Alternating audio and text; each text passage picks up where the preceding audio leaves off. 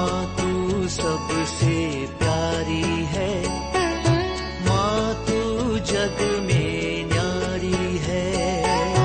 माँ तू सबसे प्यारी है, माँ तू जग में न्यारी है। अपने आंचल में रखना, अपने आंचल में रखना।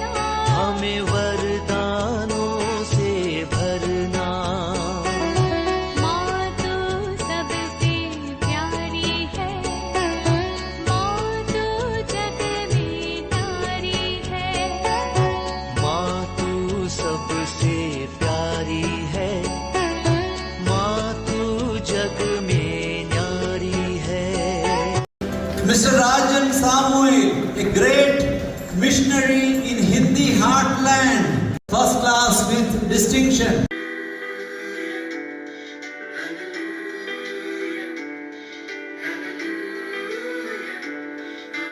पिता, पुत्र और पवित्र आत्मा के नाम पर आमीन। आप सबों को जय यीशु। 2025 में हम लोगों के भारत देश में क्रिश्चियों के ऊपर सबसे ज्यादा अत्याचार करने वाला समय रहा। विशेषकर 2025 का अंत होते होते क्रिसमस के समय पर जगह जगह पर क्रिश्चियों के ऊपर अत्याचार हुआ। उस प्रकार की एक घटना छत्तीसगढ़ के रायपुर में देखने के लिए मिला। शायद आप लोगों ने उसका वीडियो वगैरह देखा होगा। वहां के एक बहुत बड़ा मॉल है, उसमें क्रिसमस के लिए जो डेकोरेशंस, क्योंकि वहां क्रिसमस के सामान सब भेज रहे थे और क्रिसमस के लिए डेकोरेशन भी किया हुआ था। संसार भर में क्रिसमस को सब लोग मनाते आए, लेकिन हमारे देश के कुछ ऐसे आतंकी ग्रुप इसको सहन नहीं कर सकते। कहा जाता है 50-60 लोग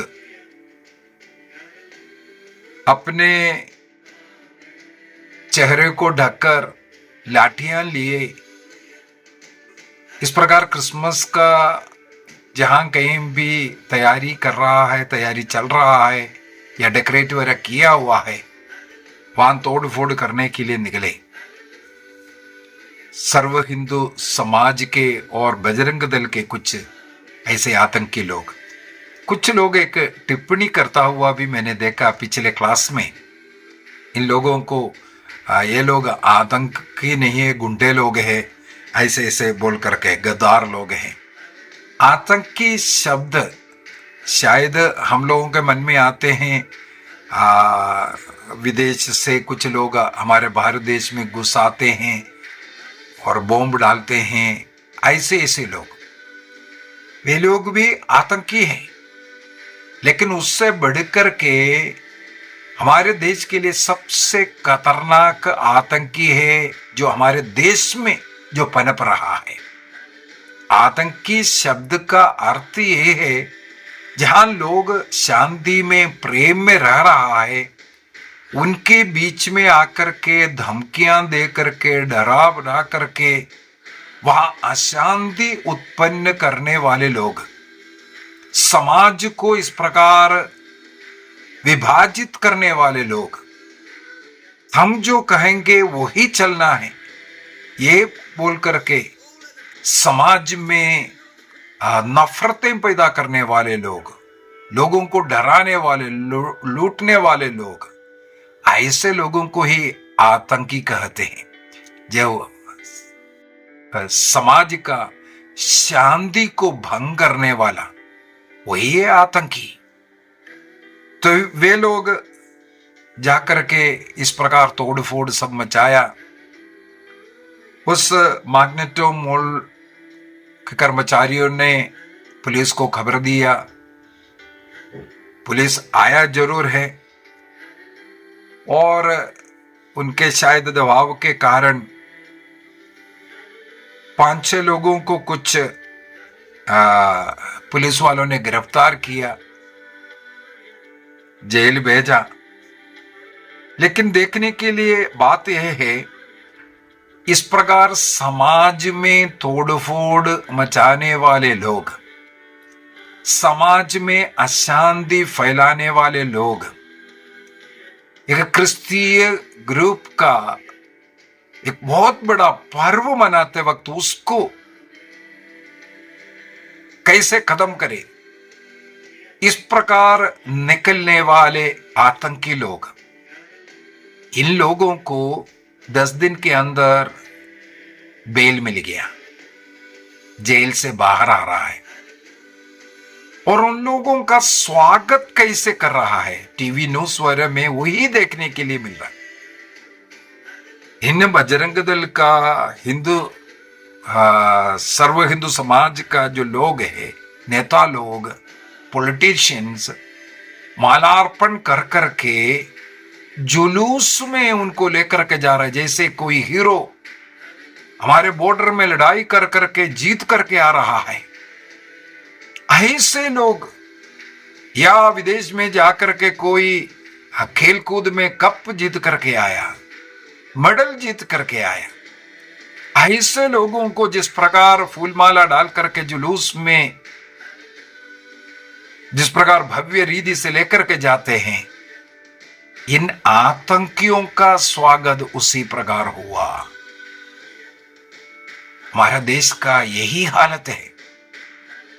हमारे देश में राष्ट्रपिता महात्मा गांधी के जो मार डालने वाले घातक जो व्यक्ति है, उसका आदर सम्मान, उसको संत मानने वाला, हमारे देश को नष्ट करने के लिए, तोड़ने के लिए जो कोशिश कर रहा है और शांति प्रेम का जीवन जीने वालों के बीच में जो नफरत बोने वाले, ऐसे लोगों का सम्मान करने वाले इन गद्दार लोगों का और ऐसे आतंकियों का सम्मान करने वाले, यही हमारे भारत देश के लिए मेरे विचार में गद्दार लोग हैं। पवित्र बाइबल हमें कुछ सिखाते हैं। पवित्र बाइबल के अंदर बहुत ही सुंदर तरीके से इस प्रकार के लोगों के विषय में लिखा हुआ है। स्तोत्र ग्रंथ उसके अध्याय 11 वाक्य 5 को मैं पढ़ना चाहूंगा। सबसे पहले स्तोत्र ग्रंथ अध्याय 11 वाक्य 5 में लिखा है, ईश्वर, हमारा ईश्वर ऐसे अत्याचारियों को घृणा करते हैं। Psalm chapter 11 verse 5। ईश्वर अत्याचारी से घृणा करते हैं। ईश्वर जिसे घृणा कर रहा है, उन्हें फूलमाला डाल करके उनका अभिनंदन करते हुए, उनका स्वागत करते हुए, जुलूस में उनका जय जयकार कर करके लेकर के जाने वाले देश के गद्दारों को देखो।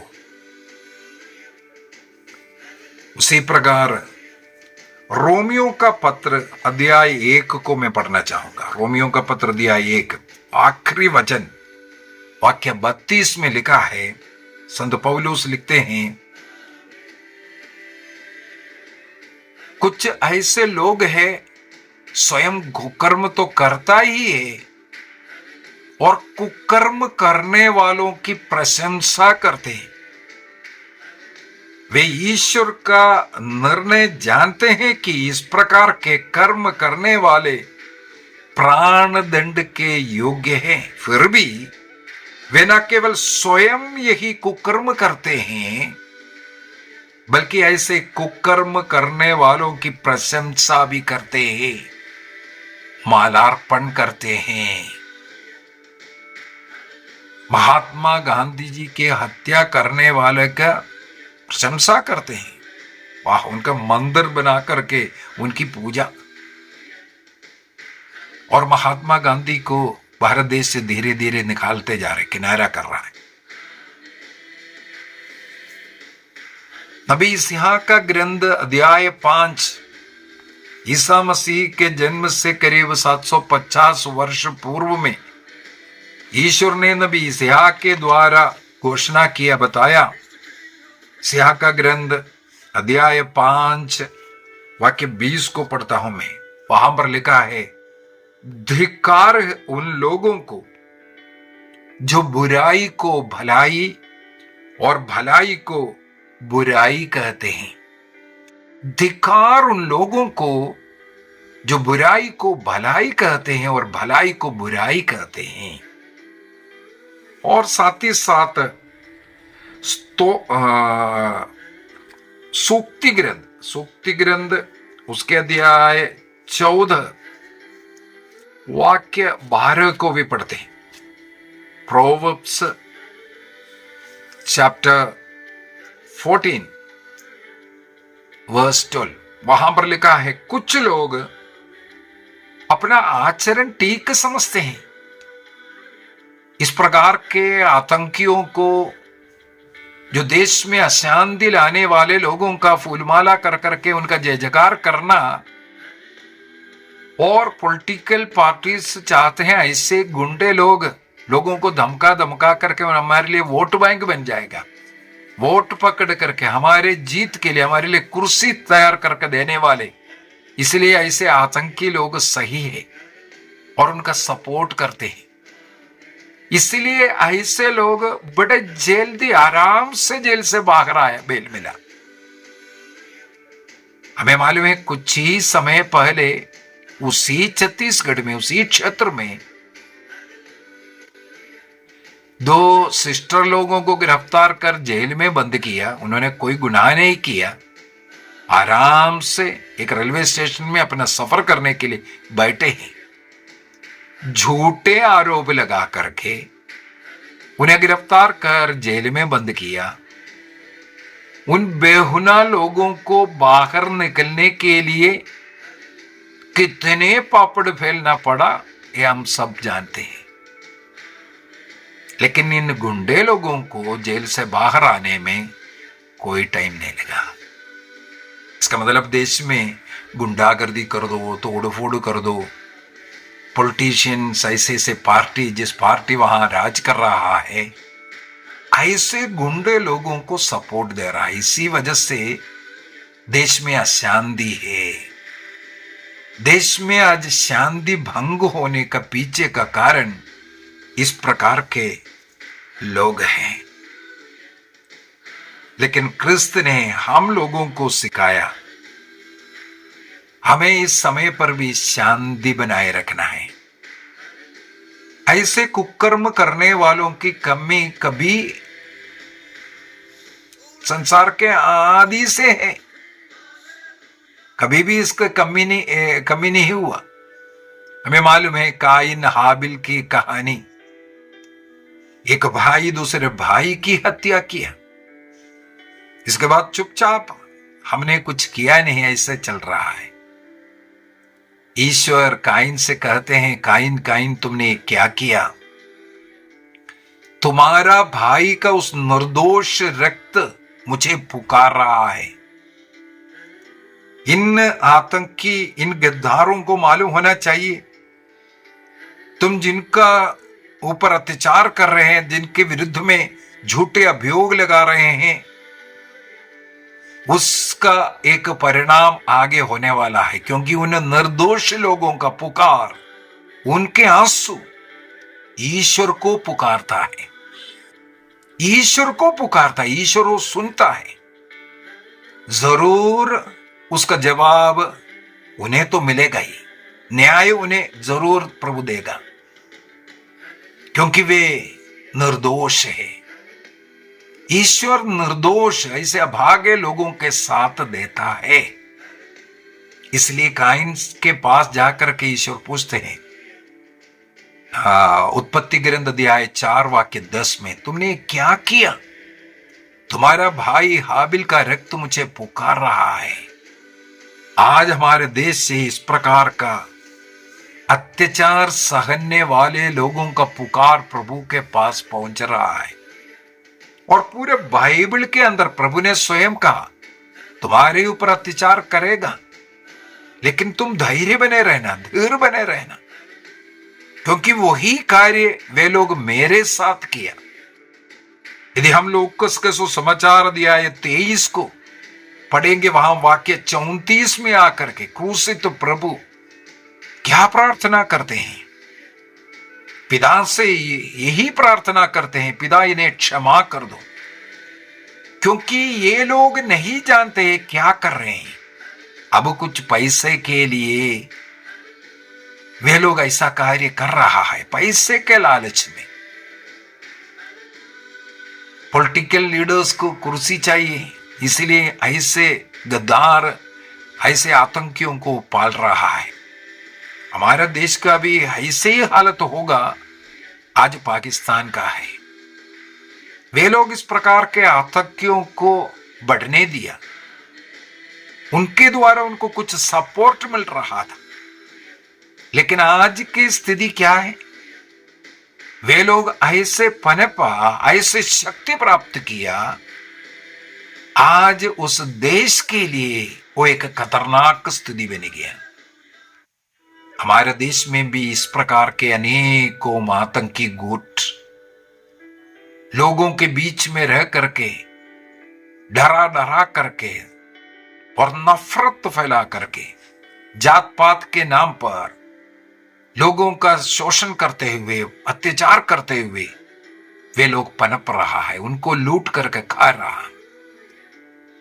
और यही एक दिन इस देश के लिए, देश के शासकों के लिए सिरदर्द बनेगा। आज जरूर देखना, जिस देश में भी बीजेपी सरकार है, उन्हीं लोगों का, सरकार का शासन नहीं, ये लोग निश्चित करेगा यहां कौन रहना है, यहां कौन प्रार्थना करना, कहां प्रार्थना करना है।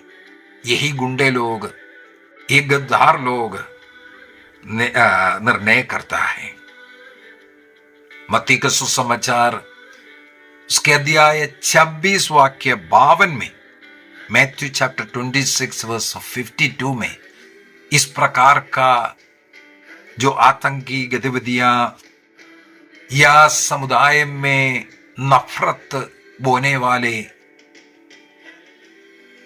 अशांति फैलाने वाले, ऐसे लोगों को एक दिन प्रभु के सामने गिड़गिड़ा करके जवाब देना पड़ेगा।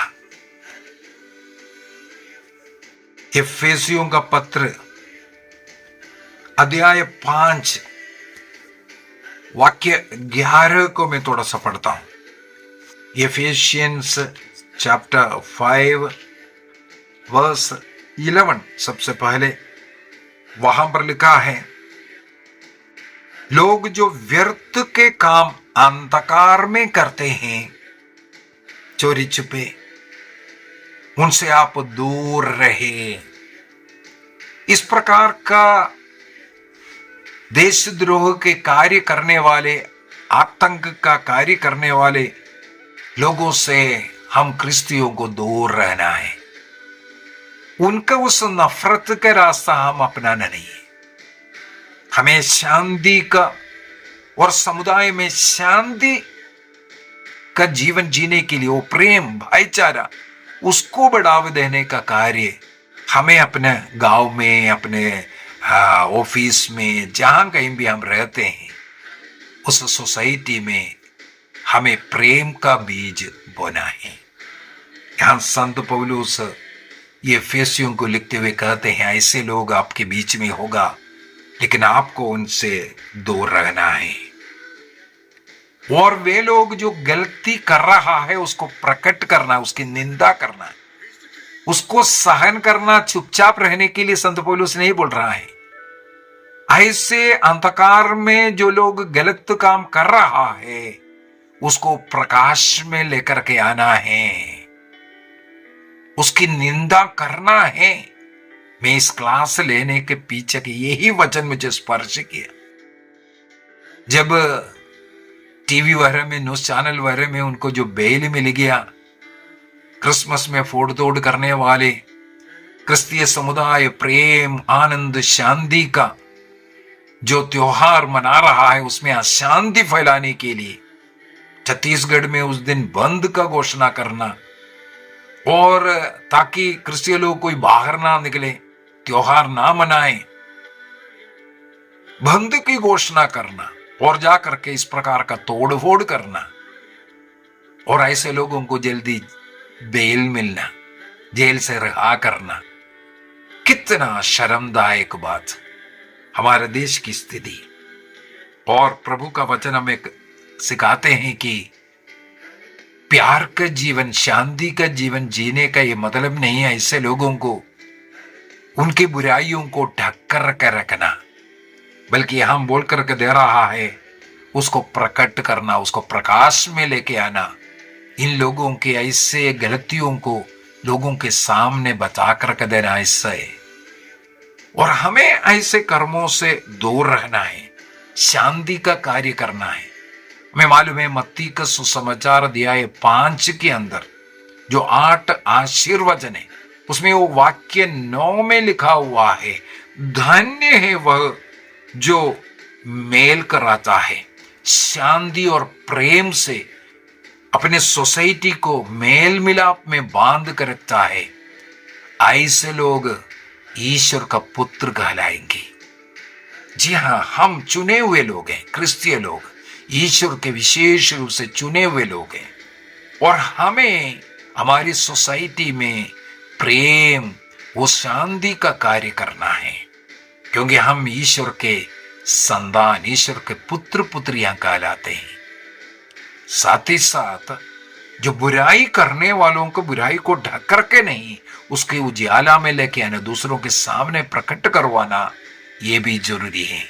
शांति के साथ हमें कार्य करना है।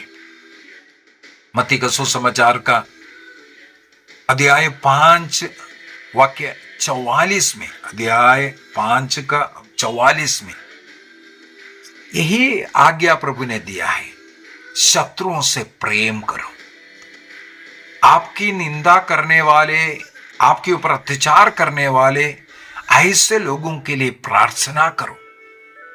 अब हमें, जैसे मैंने वर्ष का प्रारंभ होने के पहले ही 31 दिसंबर को एक क्लास डाला था, इस नए वर्ष में एक प्रार्थना का जीवन जीने का, ताकि हम अपनी प्रार्थनाओं में हमारे शासकों के लिए, अधिकारियों के लिए, हमारे देश के लिए, और विशेष रूप से ऐसे आतंक फैलाने वाले और देश के गद्दार लोगों के लिए प्रार्थना करना है।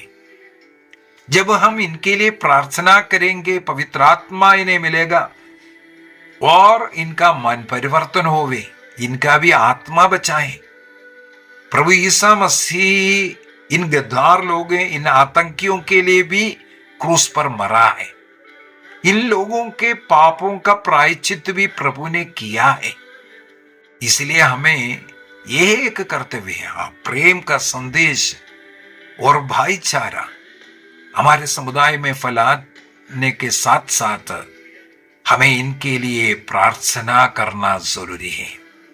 अपने शत्रुओं के लिए, अपने विरुद्ध जो लोग हैं, हमारे ऊपर अत्याचार करने वाले, हमें दंडित करने वाले, ऐसे ग्रुपों के लिए हमें रोज प्रार्थना करना है। बीजेपी सरकार के लिए प्रार्थना करें, ईश्वर उन्हें सद्बुद्धि दे, उन्हें शक्ति दे, अपनी आत्मा प्रदान करे, ताकि लोगों के हित का कार्य वे करें, समाज में शांति लाने का कार्य वे कर सके। हमें प्रार्थना करना बहुत ही जरूरी है। पेतरुस का पहला पत्र अध्याय 2 वाक्य 23 में संत पेतरुस भी ये लिखा है, यीशु क्रिस्त का रीति ये था, अपने शत्रुओं को क्षमा करना, प्रेम करना, उनके लिए प्रार्थना करना। हमें भी वही रूप धारण करना है। आइए हम अपनी आंखें बंद करें और प्रभु से प्रार्थना करें, हमारे देश में शांति आवे, देश के गद्दारों को सद्बुद्धि प्रदान करे और देश के नियम के अनुसार उन्हें सजा, ताकि उनका मन परिवर्तन होवे, देश में सब धर्म लोगों को, सब धर्मीय लोगों को प्रेम का, भाईचारा का जीवन जीने का कृपा मिले। विशेष रूप से जो छोटे सोसाइटियां हैं जिनकी संख्या बहुत ही कम है, ऐसे लोगों को, दरिद्र लोग, कमजोर लोग, बलहीन लोग, प्रभु यीशु मसीह उन लोगों को बहुत प्यार करते हैं। वो प्रेम हमारे द्वारा उनको भी मिल सके और हमारे देश के शासक लोग उनको सही प्रोटेक्शन दे सके। हम अपने अधिकारियों के लिए, अपने देश के लिए, देश की शांति के लिए प्रार्थना करें। प्रणाम मरिया, कृपापूर्ण प्रभु तेरे साथ है, धन्य तो स्त्रियों में और धन्य तेरे गर्भ का फल यीशु। हे संत मरिया, ईश्वर की मां, प्रार्थना कर हम पापियों के लिए, अब और हमारे मरने के समय। आमीन। पिता, पुत्र और पवित्र आत्मा के नाम पर आमीन। आप सबों को जय यीशु।